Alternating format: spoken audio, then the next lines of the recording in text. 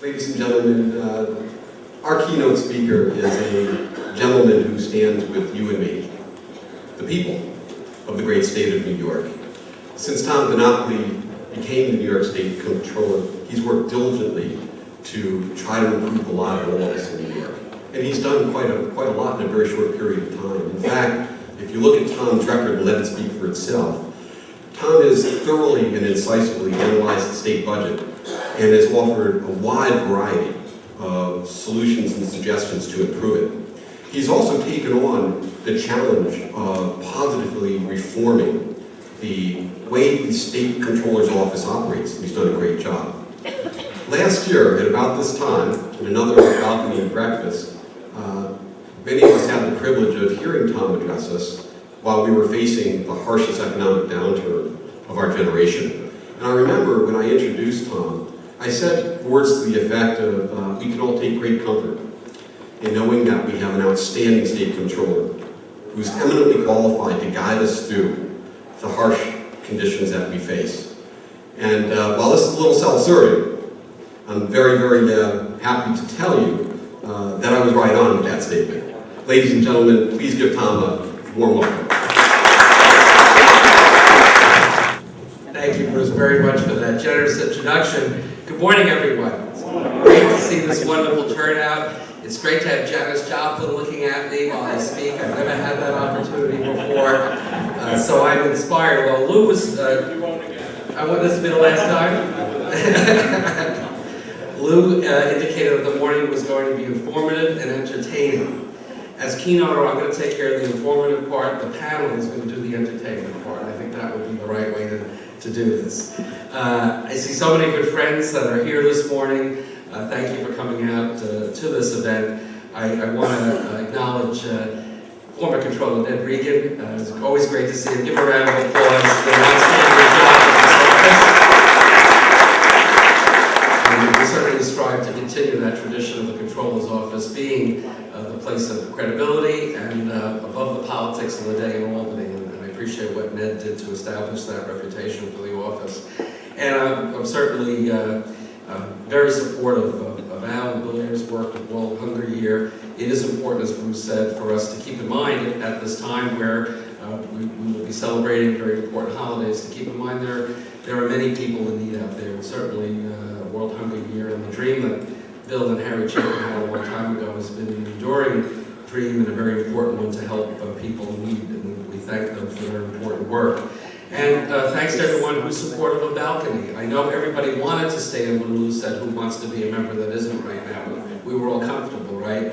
But certainly from my point of view, the relationship that my office has had and I've had with Balcony, certainly with Lou, who's always in touch with us about what's going on, and Bruce and Alan, this concept of Balcony, bringing together very important leaders and stakeholders in the business and the labor community, is really what we all need to be doing as we continue to navigate through these very, very tough and challenging times. So I really want to thank Bruce and Alan and Lou particularly, and everyone else involved with Balcony for really being a model for what collaborative effort is all about. And I want to give a special shout out to Alan Lubin. Alan is transitioning, as we say. You know, he's not the kind that retires, so he's just transitioning, more time to do even more work, maybe more work with Balcony, who knows. But Alan really has been just an outstanding contributor on so many important causes and issues in New York State. It was a privilege for me to get to know him when I was in the State Assembly. When I became Controller, he was one of the first people who I enlisted to help us guide the office to move it in a strong direction, and particularly his work on our pension task force has made a great difference. So give Alan a little bit of round of applause. We wish you well, Alan. So it's a year later. We had a wonderful discussion downtown with Controller Bill Thompson, and it was great doing a tandem effort. And Bill Thompson's been an outstanding colleague in government, and I know he's going to continue to be a great contributor to our city and to our state. We're joined this morning, and I'm going to have the privilege to turn the mic over to him at the end of my keynote, with our incoming City Controller, John Liu, and I will save my words of introduction for a little later, but I just said to him, see, the advantage of being the controller elected, I said, don't worry, I'll do the work with the keynote, then you can come up and you can, say the impressive and inspiring things. But I am so looking forward to the wonderful relationship that I've enjoyed with Bill Thompson and the City Controller's Office to continuing under the leadership of John Lowe. John, thank you very much for making the time to be here. Give him a preliminary round of applause for being here. Okay, so Wall Street and the New York economy 1 year later, what do we see? And it is such an important question for us to address because so much of the health and strength of our New York economy, both our city and our state, relates to what's happening on Wall Street. So I'm certainly going to spend a lot of my time giving you an overview on what we see from our perch in terms of what's happening with Wall Street, the impact on the economy, and I'll talk a little bit about the New York State budget as well. There's been a lot going on this week with regard to that, and obviously the strength of the state's finances certainly relates to the strength of the state's economy. What goes on Wall Street is important to all of us. Obviously, from my perspective as a trustee for the New York State Common Retirement Fund, with the eye of an institutional investor, we very much are concerned about the health of Wall Street. As we all know, from the perspective of our pension fund, we were not immune from the downturn and from what happened with the market crash. As many of you know, we posted a negative return on our investment of over 26%, a very significant loss for us for the fiscal year that ended March 31st of 2009. The good news, and I think it's one of the barometers as to where Wall Street is at generally, is that our fund, and just about all the other pension funds as well, have rebounded. So now we've actually risen to $126 billion, and we posted a positive 18.3% rate of return through September 30th of this year.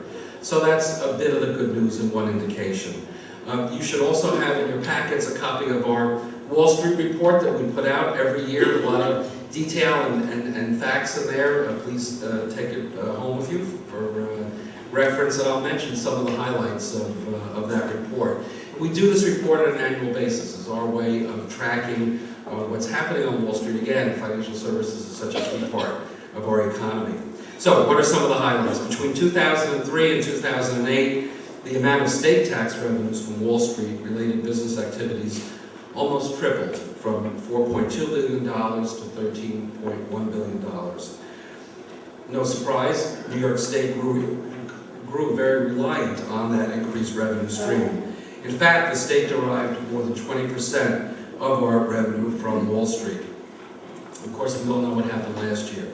The impact of the market collapse generated industry losses of over $42 billion, and those losses generated a 44% drop in the Wall Street cash bonus pool. The industry, however, has returned to profitability and returned to a level of profitability much faster than I think anyone anticipated. For the first half of this year alone, broker-dealer operations earned a record $35.7 billion, more than 1.5 times the previous highest earnings record for a full year. We just received preliminary data that profits reached $50 billion through the first 3 quarters of this year. Really an astonishing figure when you consider where we were at a year ago. The securities industry has been aided by actions taken by the federal government to avert a greater catastrophe, and certainly have benefited from the very low interest rates that are out there. The 4 largest New York City investment firms, Goldman Sachs, JP Morgan, Morgan Stanley, and the former Merrill Lynch, earned $22.6 billion in the first 9 months of this year, compared with losses totaling over $40 billion in 2008. That's close to a $63 billion swing. Although the securities industry actually added close to 4,000 jobs in the month of September, the industry overall is still shedding jobs. But we're hopeful that the job loss will peak at no higher than about 35,000 jobs, and that is a lower number than we originally projected.